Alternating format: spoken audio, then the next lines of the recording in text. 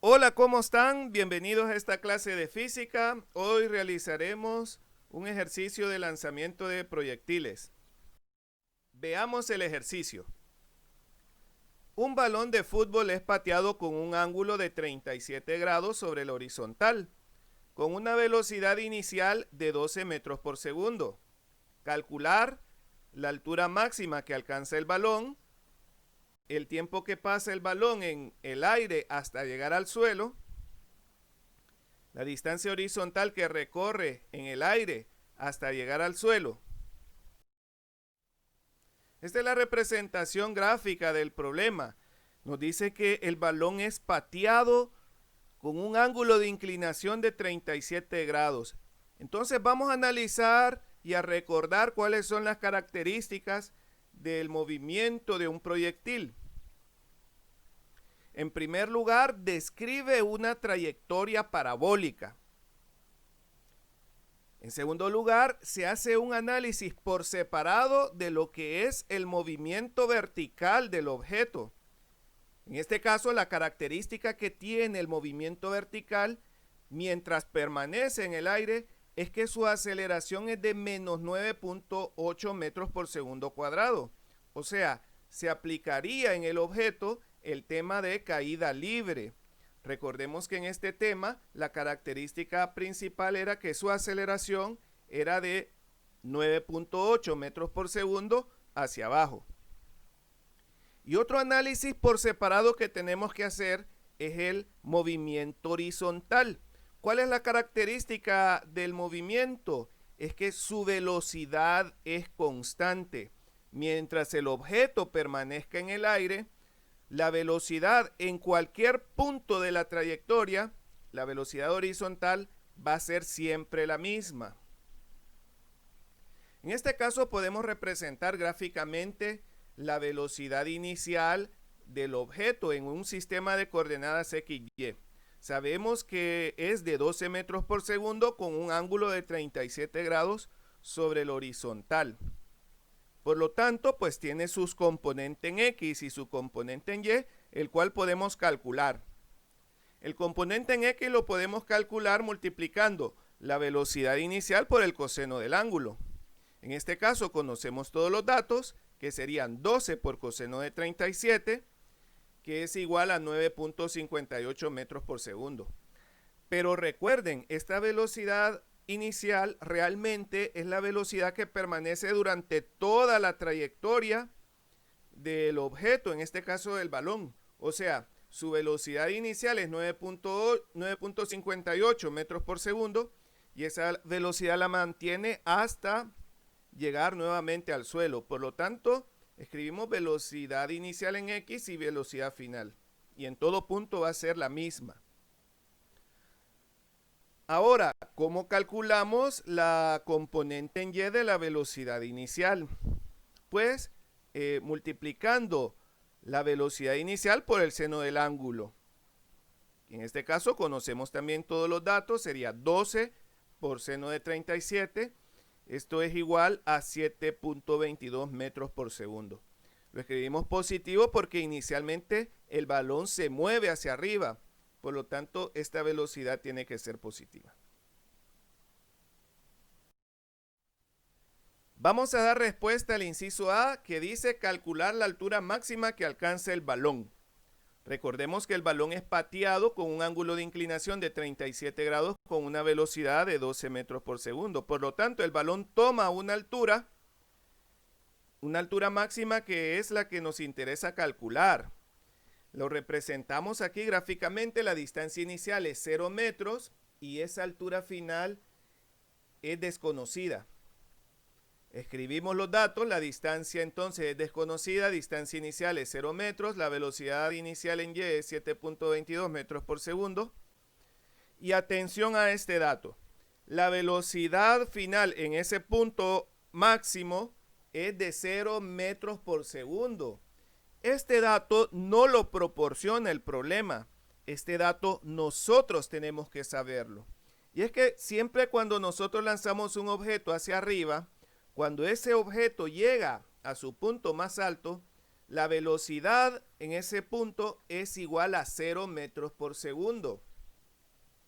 Cuando se lanza el objeto, se aplica una aceleración de menos 9.8 metros por segundo. Por lo tanto, en un determinado momento se va a detener. El hecho de que se detenga significa que su velocidad es de 0 metros por segundo. Lo escribimos también la aceleración, que es de menos 9.8 metros por segundo cuadrado, y el tiempo es desconocido. Ahora tenemos que pensar en una fórmula que nos permita calcular esa distancia. ¿Qué fórmulas podemos utilizar? Pues aquellas que corresponden al tema de caída libre, que en este caso es distancia igual a distancia inicial más velocidad inicial por tiempo, más un medio aceleración tiempo al cuadrado. Primera fórmula que no nos conviene utilizar porque tenemos dos incógnitas, que sería la distancia y el tiempo. Ahora miremos si podemos utilizar la segunda fórmula, que es velocidad final igual a velocidad inicial más aceleración por tiempo. Podemos utilizarla para calcular el tiempo, pero en este caso pues no nos daría el resultado de forma inmediata. Y la tercera fórmula sería velocidad al cuadrado igual a velocidad inicial al cuadrado más 2 aceleración por distancia. Fíjense que en esta tercera fórmula conocemos todos los datos menos la distancia, que es precisamente el dato que queremos calcular. Por lo tanto, vamos a aplicar esta fórmula, sustituimos valores, realizamos las operaciones y obtenemos como resultado una distancia de 2.66 metros. Llegamos a la conclusión entonces que la altura máxima que alcanza el balón es de 2.66 metros. Ahora daremos respuesta al inciso B, que es calcular el tiempo que pasa el balón en el aire hasta llegar al suelo. Bueno, pues aquí hay un detalle bien importante que tenemos que darnos cuenta. Y es que la distancia inicial es 0, porque es su punto de partida, y la distancia final también es 0, que es su punto de llegada. O sea, distancia inicial y distancia final coinciden en su valor, que es igual a 0. Entonces escribimos los datos: distancia igual a 0, distancia inicial 0 metros, velocidad inicial 7.22 metros por segundo, eso no cambia. La velocidad final la desconocemos. La aceleración es menos 9.8 metros por segundo cuadrado y el tiempo es desconocido, es precisamente lo que queremos investigar. Recuerden que ahora la velocidad final no es 0, porque el balón viene con velocidad, impacta el suelo con una velocidad. Por lo tanto, aquí no aplica el que la velocidad final sea 0. ¿Qué fórmula tenemos que utilizar? Pues realmente podemos utilizar la primera fórmula. Con la primera fórmula conocemos todo menos el tiempo. Nos quedaría una ecuación con una variable. Entonces sustituimos valores, realizamos cálculos y fíjense que nos queda una ecuación cuadrática. Pero en esta ecuación cuadrática podemos sacar factor común. Ahora bien, ¿esta ecuación en qué caso se cumple? Esta ecuación se cumple en dos casos, o sea, ¿cuándo esta ecuación va a ser igual a 0? Pues en dos casos. ¿Cuál es el primer caso? Pues cuando el tiempo es igual a 0, o sea, el balón va a estar en el suelo cuando, pues en el instante justo de ser pateado. Ese instante justo cuando es pateado es cuando el tiempo es igual a 0.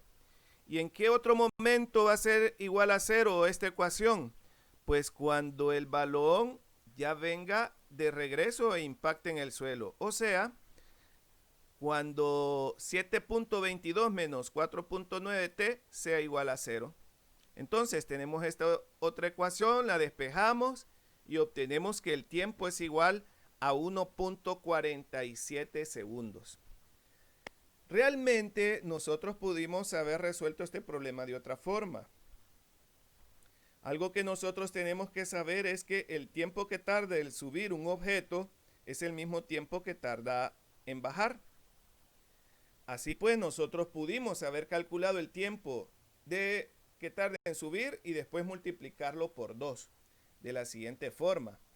velocidad final igual a velocidad inicial más aceleración por tiempo. En este caso, pues sería 0 porque en el punto más alto la velocidad es 0. En este caso vamos a calcular el tiempo que tarda en subir, igual a 7.22 menos 9.8 t, y el resultado nos da 0.7367 segundos. Ahora, ese es el tiempo que tarda en subir, pero como nosotros ya conocemos el concepto de que el tiempo que tarda en subir es el mismo tiempo que tarda en bajar, pues podemos multiplicarlo por 2 y el tiempo sería 1.47 segundos, que es precisamente la misma respuesta que obtuvimos anteriormente. Por lo tanto, podemos elegir cualquiera de los dos métodos. Llegamos a la conclusión entonces que el tiempo que pasa el balón en el aire es de 1.47 segundos. Ahora daremos respuesta al inciso B, que es calcular la distancia horizontal que recorre en el aire el balón hasta llegar al suelo. Bueno, el balón es pateado y ahora tenemos que hacer un análisis horizontal. La distancia inicial es 0 y la distancia final es desconocida.